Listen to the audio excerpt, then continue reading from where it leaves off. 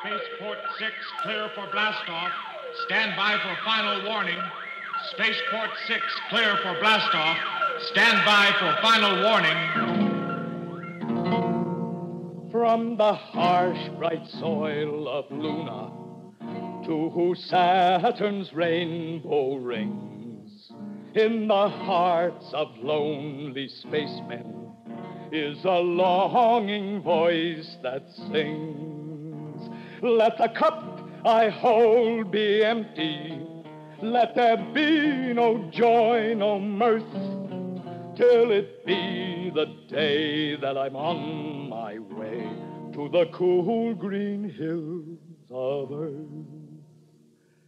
To the cool green hills of earth.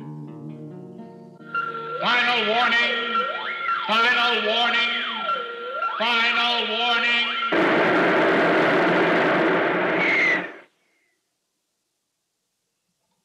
The CBS Radio Workshop, dedicated to man's imagination, the theater of the mind. Today we challenge that imagination with The Green Hills of Earth. Original story, Robert Heinlein. Radio adaptation, Draper Lewis. Music, Clark Harrington. Star, Everett Sloan.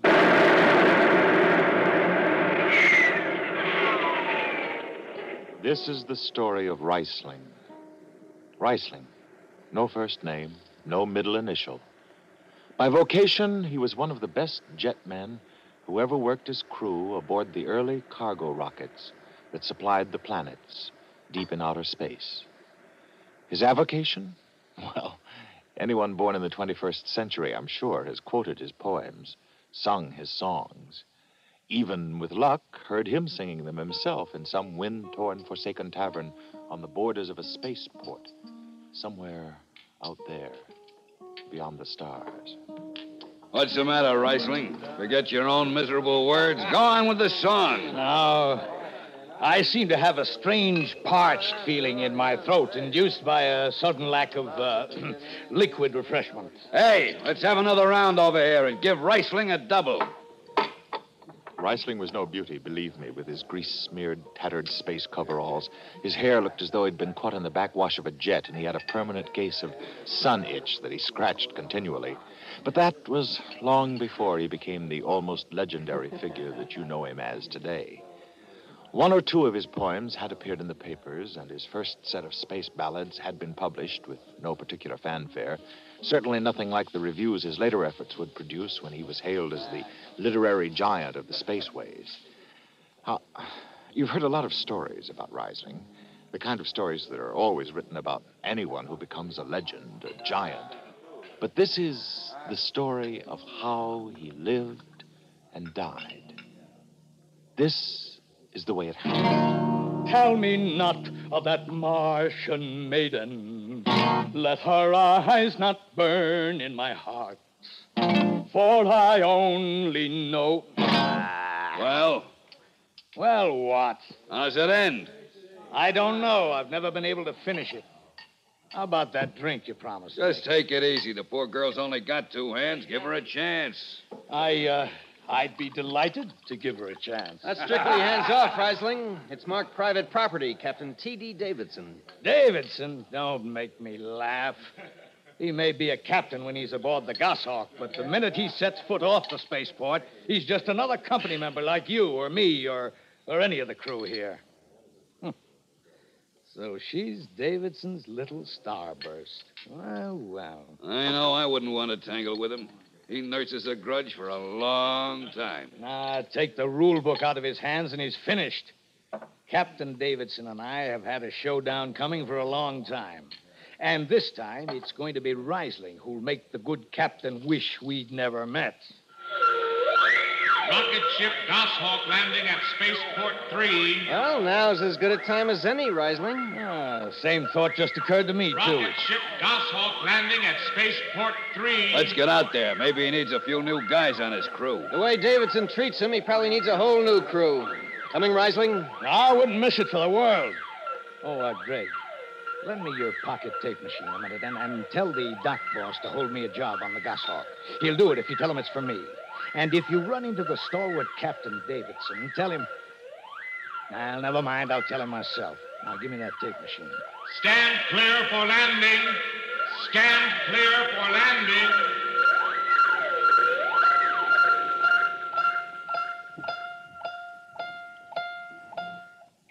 Every jetman in the business knew about the hatred that existed between Davidson of the Goshawk and Reisling.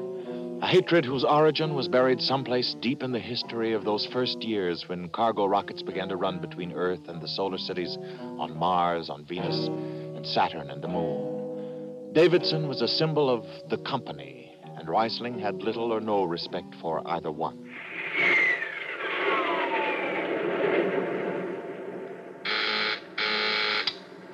Davidson here. Reisling, sir. What is it, Reisling? Well, according to the rule book, sir, a member of the crew is obliged to report any deficiency in the equipment of the ship. I would like to file an official report on jet number 2, sir. It doesn't fit. The cadmium dampers are warped. According to the rule book, Reisling, a report is to be made to the chief, who in turn will pass the information on to me. I did, but he says they'll do. He's wrong, sir. Reisling, we'll drop you off at the next spaceport if you feel the equipment and personnel is not competent. Oh, Captain, I couldn't deprive you of the best jetman on the run, sir. No, I wouldn't dream of such a thing. Captain, what do you think about Jet 2? It'll hold. The ceiling's pretty thin, sir. If anything goes, they'll fry down there. I said it would hold. Increase the jet drive on all jets.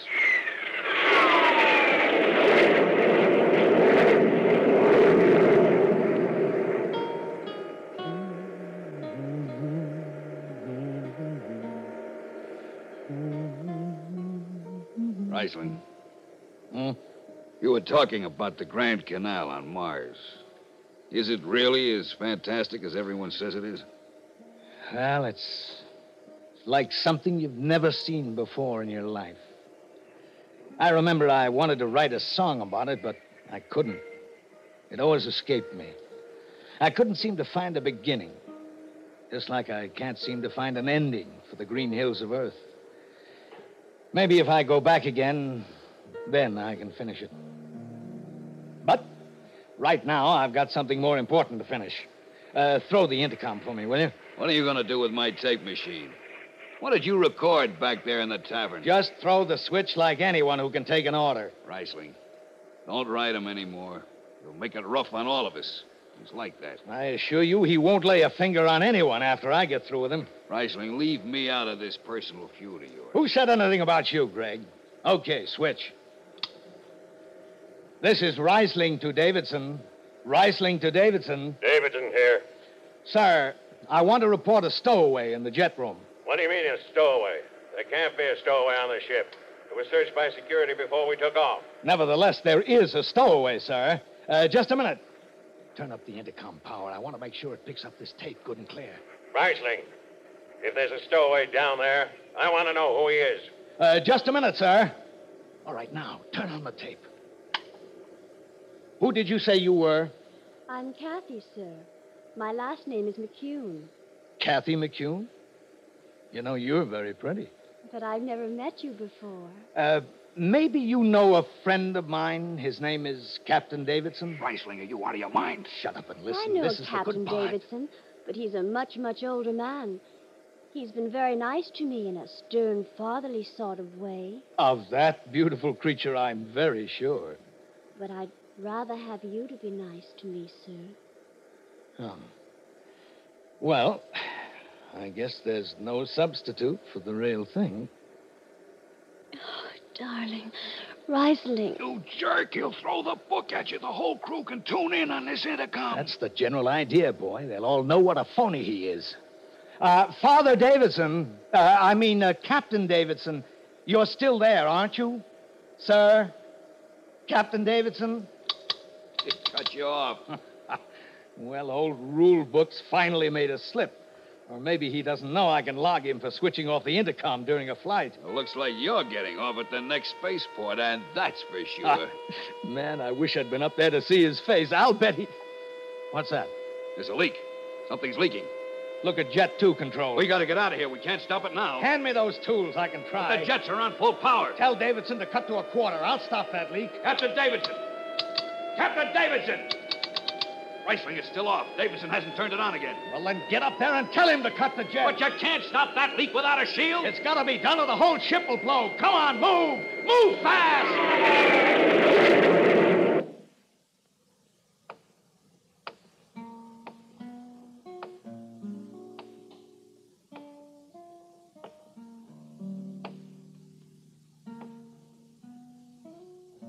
Hello, Reisling. They wouldn't let me into the hospital till now. How's it going? Oh, not bad, Greg. Captain Davidson wanted to come, too. Well, he's really sorry about what happened. Wants to bring a specialist in from Earth. Maybe he hasn't heard the final report. Prognosis negative. Total blindness, resulting from radioactivity. The Goshawk's been junked. He has another ship. I'm not interested. I haven't got enough time to worry about people like Captain T.D. Davidson. I have too much to do. Much too much. I don't understand. Well, it's just that I suddenly have so many places I want to see. I want to go to. Remember in the power room? Remember I told you that I couldn't write anything about the Grand Canal? I remember. Well, suddenly it's come into focus. I've been back there a lot of times. Now I really see it. I finally have it in my head, in my heart, in my fingers. As time and space come bending back to shape this star-specked scene, the tranquil tears of tragic joy still spread their silver sheen. Along the Grand Canal still soar the fragile towers of truth. Their fairy grace defends this place of beauty high aloof. Bone-tired the race that raised the towers, their labors time ignores. Long gone the gods who shed the tears that lap these crystal shores. Slow beats the time-worn heart of Mars beneath an icy sky. The thin air whispers voicelessly that all who live must die. Her lacy spires of truth sing beauty's madrigal, and she herself will ever dwell along the Grand Canal. Yes, she herself will ever dwell along the Grand Canal. Well, there it is, Greg boy. Now I can see it. Ironic, isn't it? Thanks, Reisling. Thanks.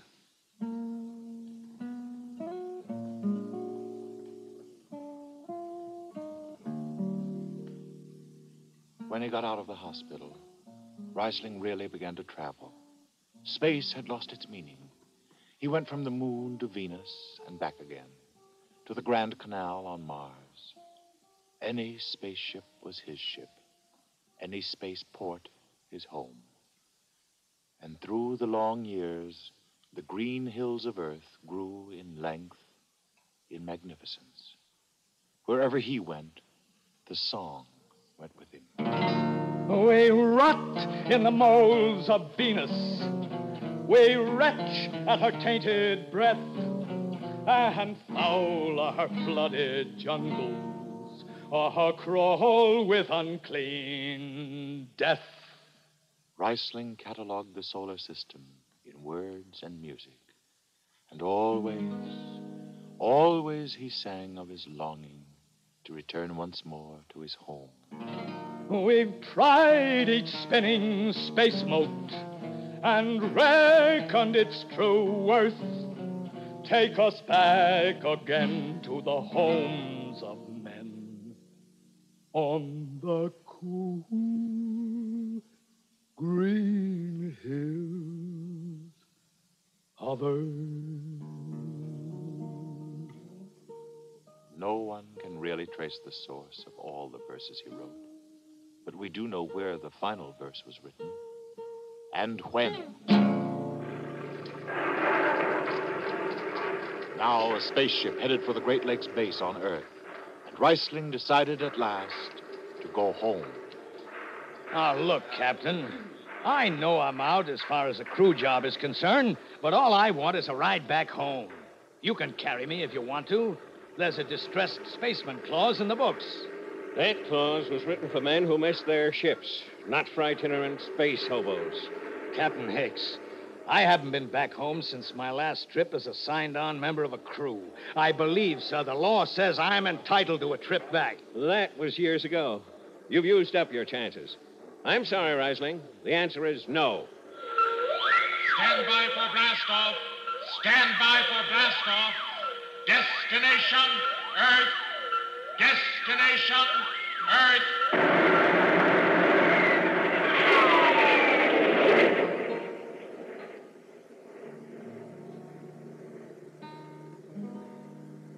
Reisling, you comfortable? Well, smuggling you aboard wasn't easy.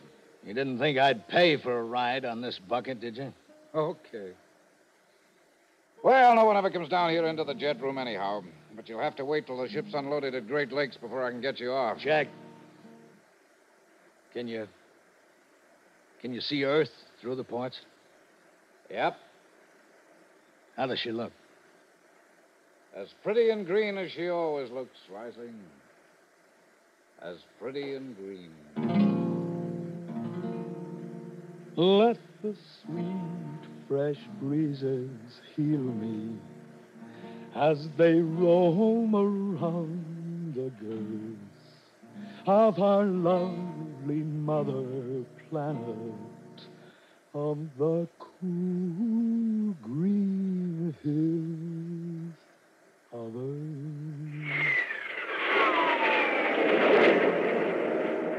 Control room issuing landing order for Port 6, sir. We're doing it at 08:45. I'd like to trim an hour off that. The old man would certainly appreciate it, I know. Captain Hicks, we're pulling a heavy load. It doesn't matter with a new ship like this. Let's see what we can do about setting a freight ship record this run. Full power on all jets. Yes, Captain. Full power on all jets. Boy, that's one eager beaver that's feeling his oats. I'll bet he's out to cop some kind of record. Well, I'll get over that in a year or so. How's your shielding? Best you've seen in a long time. Oh, I forgot. Here. Feel these dials? Power? Huh? Radiation guide? Yep. Direct tap to the pile?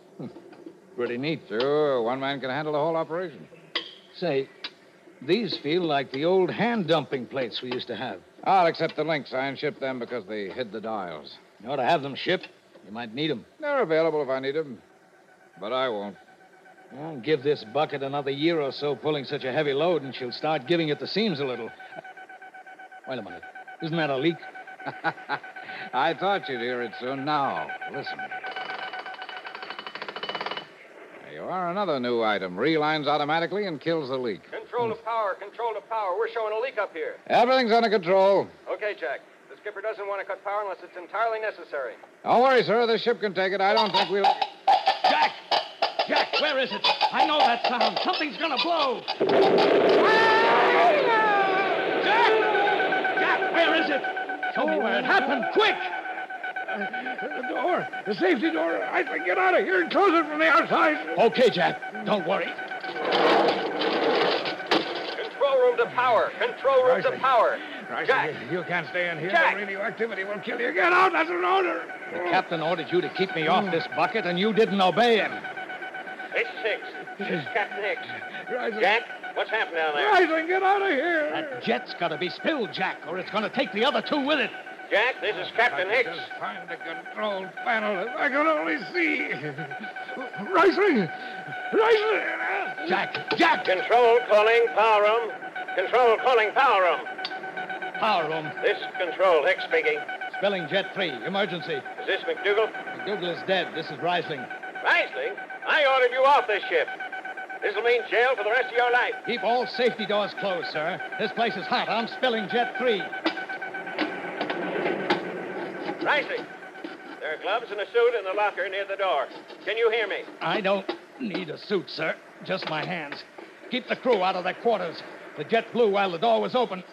And don't let anyone ever tell you that hand dumping is old-fashioned. Reisling, I'm sending the doctor down.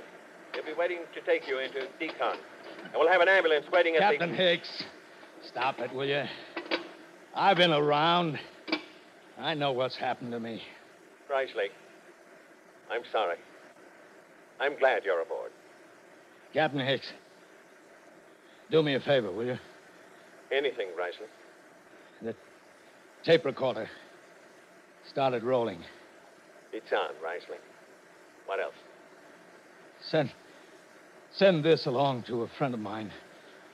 You'll find his name in my instrument case in the crew quarters. He'll know what to do with it. I'll take care of it, Reisling. Let the sweet, fresh breezes heal me as they roll around the girth of our lovely mother planet, of the cool green hill of earth. We pray for one last landing on the globe that gave us birth. Let us rest our eyes on the fleet skies Reisling. Reisling. and the cool green hill of earth, and the cool green hill of earth.